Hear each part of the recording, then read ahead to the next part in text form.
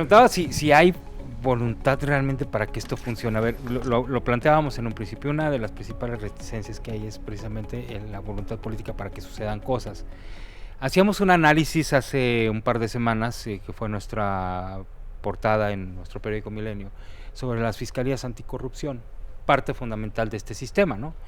Y resulta que de 69,000 carpetas de investigación abiertas, 69,000, la mayoría por abuso de autoridad, habrá que decirlo, solamente, número redondo, 600 lograron una orden de aprehensión, 500 una vinculación a proceso y 200 una sentencia, de la cual no sabemos si todas fueron sentencias firmes. Solo 2 estados reportaron recuperación de recursos, Jalisco y Guanajuato. Debo decirlo que no se les pidió a todos, pero de manera voluntaria, solo 2 estados dijeron recuperamos tanto. Esto habla obviamente de bueno, hubo estados que no contestaron, ¿no? Prefieren que los tachemos de opacos que de corruptos, y precisamente por eso encamino esta pregunta. ¿Hay voluntad realmente para que esto funcione con estos resultados, por ejemplo, que vamos en el tema de sanción de la corrupción? No hablemos de prevención y de políticas anticorrupción. ¿Hay voluntad?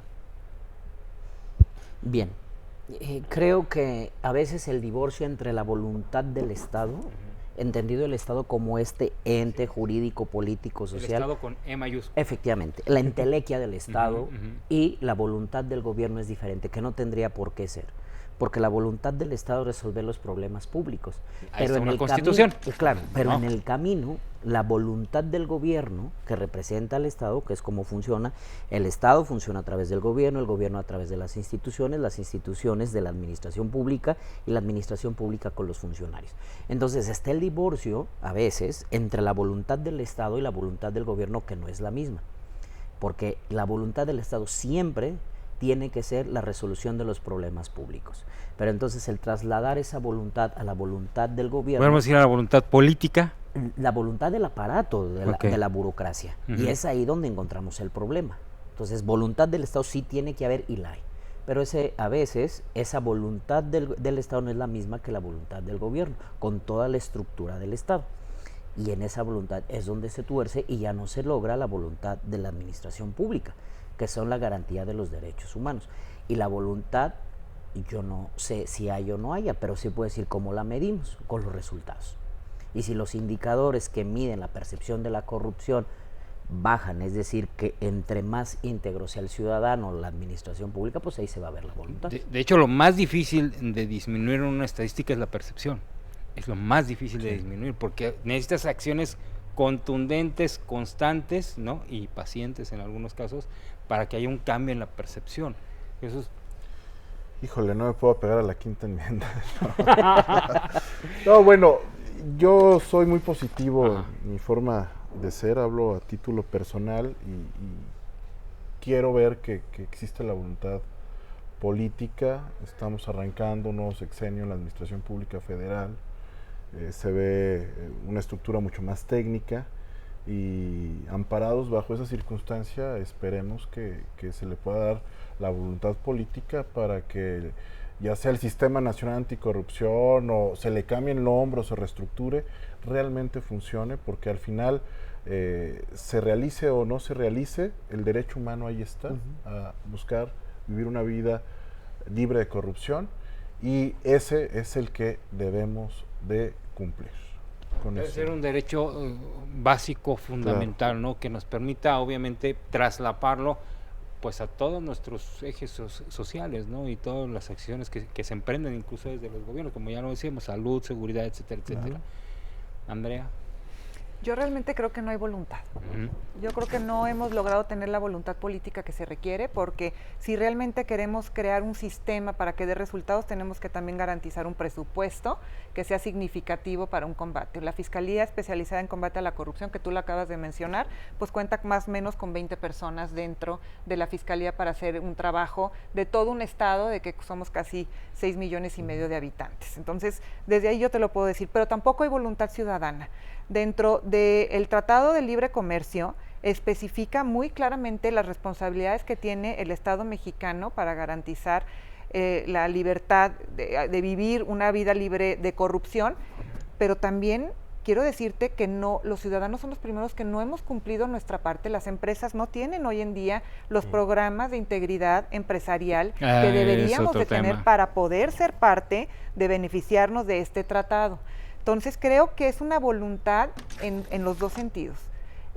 Cuando he platicado con los empresarios que me dicen que tienen un problema de que tienen que ser parte de la corrupción porque llegó el contenedor a la aduana y entonces en ese momento no pasa el contenedor si no dan un soborno, ellos nunca se sienten corruptos, sienten que es el aduanero, por ejemplo, en este caso, el que hizo el acto de corrupción, pero ellos, a pesar de que dieron el soborno, no sienten que fueron parte de la corrupción. Y si no empezamos a pensar que somos parte, todos, de los grandes problemas de la corrupción, no vamos a cambiar la problemática.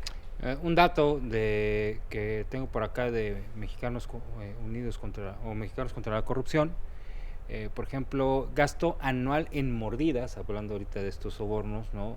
Por clase social promedio al año por persona en México, estamos hablando de clase baja 284 pesos, clase media 622 pesos, y clase alta 579 pesos. Estamos hablando de un problema enorme que involucra al ciudadano, porque luego se nos olvida, ¿no? Hay un delito que se llama cohecho, ¿no? Claro. Y es justo ahí donde parte también la participación del ciudadano. ¿Falta educación en este tema? Totalmente. El promedio nacional es justo de tercero de secundaria. Entonces, habría que atacar desde ahí. También no podemos pedirle al ciudadano que entienda estos temas, porque su principal prioridad es sin duda llevarse algo a la boca. Entonces, es un problema que tenemos que concebir de manera integral. ¿Se aborda en este texto este tema de la necesidad de que el ciudadano sea educado también sobre esto? Sí, lo tocamos en el punto, en el apartado número 4, que tiene que ver con la participación ciudadana, y justo ahí se esbozan los articulistas en la parte de la educación cívica. Porque ese es el fomento para la integridad. Por eso llevábamos ética y cívica en la primaria. Efectivamente. Y ahí lo que se busca es en el educando que tenga esa capacidad de discernimiento entre lo que es el ser y el deber ser. Ejemplo, decíamos, cuando teníamos estas reuniones sobre la educación y tal, a ver, ¿qué se quiere en el educando? Que esa construcción en valores en algún momento le enseña el discernir. Es decir, si un niño de primaria en el recreo encuentra algo que no es suyo, y entonces que tenga esa capacidad de decir no es mío y busca al dueño, no que se apropie de eso. No lo toca, ¿verdad? Se queda ahí y que cuando venga el dueño lo retome. Sí, pero también puede ser que lo recoja y lo entregue. Exacto, ¿no? para que que ahí esté el claro, para que lo entregue y busque al dueño, y no que se apropie de él. Pero esa capacidad de discernimiento es con fundamento en los valores, pero en la escuela y acompañado también en la casa. ¿Cuántas veces oímos en la primaria Matanga dijo la changa, verdad? Y pues ahí por eso concluimos que la corrupción, la causa última de la corrupción es la integridad. Puede haber el mejor sistema nacional anticorrupción, las mejores políticas públicas, pero si no está esa integridad de la persona al momento de realizar el acto, decía ahorita la maestra, ponía un caso.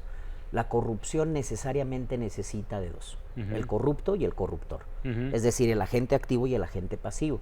Pero cuando se ha roto esa ecuación, cuando el de acá, el activo, quiere corromper al agente pasivo, ya no se da, no cede, entonces ahí donde ya no hay corrupción. Exacto. Ahí la rompes, pero ese llamado de la conciencia. Claro, y esa conciencia, ¿cómo se llama? Pues la integridad. Entonces la integridad salta y dice esto no está bien, porque es muy fácil distinguir lo que es de lo que no es la corrupción. ¿Algún mensaje que nos quieran compartir? Tenemos un minutito. Andrea, por favor.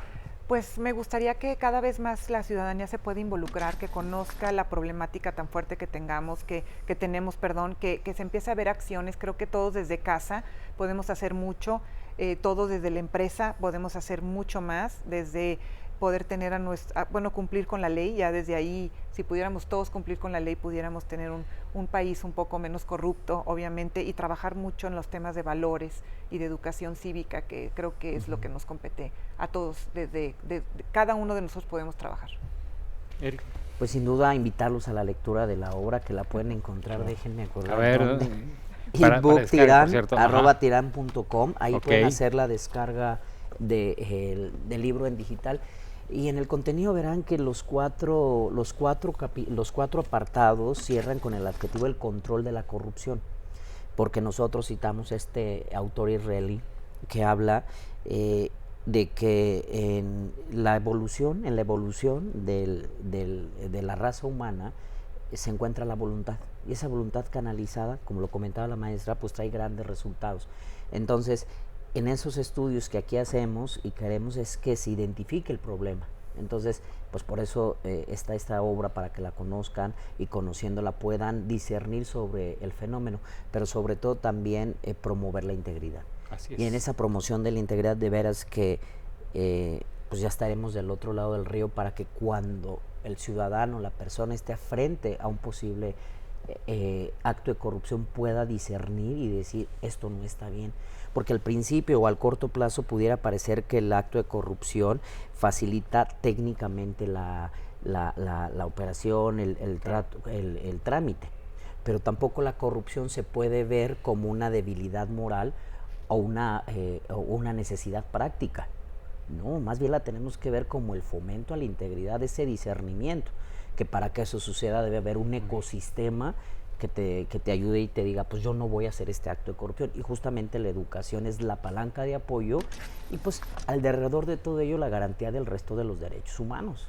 Y este derecho humano pues es corolario de todos los demás. Es correcto. Jesús. Igualmente, sumarme a que todas las personas les interese este tema, que entendamos que es un problema de todas y todos, no nada más de las instituciones. Naturalmente se acentúa en las instituciones porque manejamos recursos públicos, pero el ciudadano es vital para poder lograr un cambio. Si somos entre las 15 economías del mundo, tendríamos que ser entre los primeros 15 países menos corruptos del mundo. Así en educación, en Estado de Derecho, esa tendría que ser la meta. Definitivamente. Bueno, pues yo le invito a que, pues aquí lo ponemos. Este es el libro de Una vida libre de la corrupción, con prólogo, por cierto, de la doctora Claudia Susana Gómez López, rectora de la Universidad de Guanajuato. Entonces, bueno, pues sin duda un libro que debe ser de consulta para todos nosotros como ciudadanos, invitar a la participación. Yo quiero agradecerles que nos hayan acompañado en esta noche, y a usted también que haya estado con nosotros en este programa Cambios, y le invito a que se quede en la programación de Canal 6. Nosotros regresamos el próximo domingo. No se pierda la reseña de esta charla en nuestra edición impresa del periódico Milenio, y tampoco en nuestros telediarios el día de mañana. Pase buena noche, nos vemos el próximo domingo.